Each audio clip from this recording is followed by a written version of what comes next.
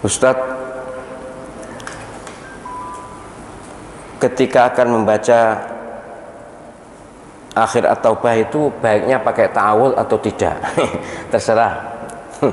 Boleh pakai ta'awudz karena hukumnya sunnah. Bagi umumnya orang membaca Al-Quran itu sunnah dimulai ta'awudz dan basmalah.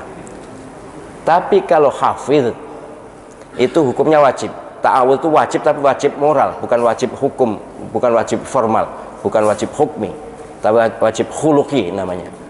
Wajib moral. Jadi secara moral orang yang sudah hafal Quran itu kan ngerti.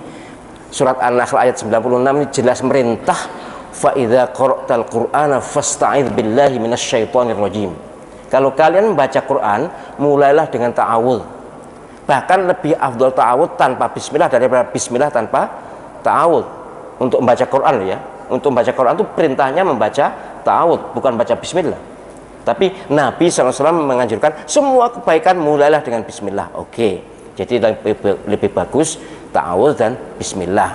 Tapi kalau hanya milih satu untuk membaca Quran, lebih afdal ta'awudz. Mengapa? Perintahnya di Quran. Dan perintahnya pakai fi'il amar. Al-aslu fil amri lil wujub. Segala perintah dalam Al-Quran hukum asalnya adalah wajib. Nah, untuk umum para ulama sepakat tidak diwajibkan. Kenapa? Ya orang awam itu umumnya juga tidak mudah untuk konsisten ta'awudz. Kalau diwajibkan nanti kalau ditinggalkan berarti dosa dong. Maka disepakati hukumnya sunnah sama dengan membaca bismillah itu juga sunnah. Tapi untuk hafidh di kalangan pesantren tahfidz wajib membaca basmalah kalau akan membaca Al-Quran. Kalau tidak, apa dosa? Bukan dosa karena bukan hukmi, tapi khuluqi, moral. Jadi ya karena beban moral gitu aja. Sama dengan itu lo nyungsang itu ya. Baca Quran kalau imamnya bukan hafidh, nyungsang masih dimaklumi. Tapi kalau hafidh nyungsang jelas khuluqi. Bahkan ada anjuran dari ulama Quran kami bahwa orang hafidh, orang hafal Quran, makmum pada non hafidh kok ngimaminya nyungsang ngertos ya, ngerti ya nyungsang itu misalnya baca rakaat pertama membaca Al-Kafirun, rakaat kedua membaca Al-Kautsar, itu nyungsang karena tertibnya lebih dulu Al-Kautsar baru Al-Kafirun. Ini kalau dibaca Al-Kafirun dulu karena panjang, kemudian Al-Kautsar karena pendek, maka ini nyungsang. Ini para ustadz, para kiai Al-Quran, kiai hafidh menganjurkan untuk hafidh harus mufaraqah. Karena imamnya ini tidak lebih akrok dibanding makmumnya. Imamnya itu tidak ngerti Quran. Orang nyungsang itu berarti belum ngerti Al-Quran. Ya mohon maaf ya, kemarin saya waktu ceramah di Tuban itu jelalah ya. Saya memang mampir masjid di tepi jalan begitu untuk sholat subuh. Saya sudah was-was ya. Ini kualitas bacaannya seperti ini, jangan-jangan nyungsang. Gak lituk rakaat pertama, apa gak lituk itu ya?